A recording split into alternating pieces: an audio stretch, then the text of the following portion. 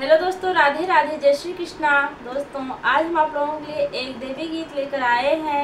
आप लोग वीडियो को फुल वॉच करके देखिए और यह गीत आप लोगों को कैसी लगी कमेंट करके अपनी राय जरूर दीजिएगा।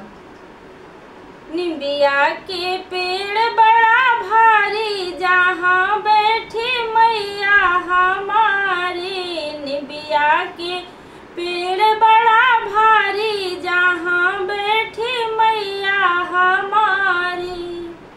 जब मोरी मैया के भूख लगत है, भूख लगत है हो, भूख लगत है। खाली हलवा सोहारी, जहाँ बैठी मैया हमारी। खाली हलवा सोहारी, जहाँ बैठी मैया हमारी।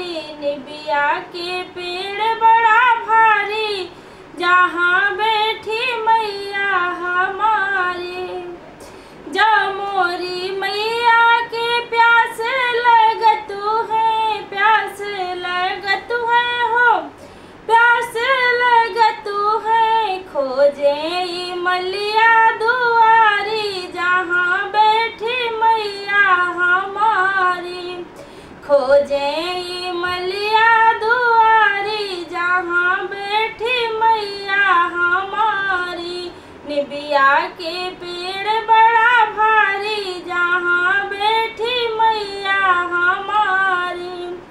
जब मोरी मैया के नींद लगत है, नींद लगत है हो, नींद लगत है। खोजे अड़हुल फुलवारी, जहाँ बैठी मैया हमारी। सोवे फुलवन की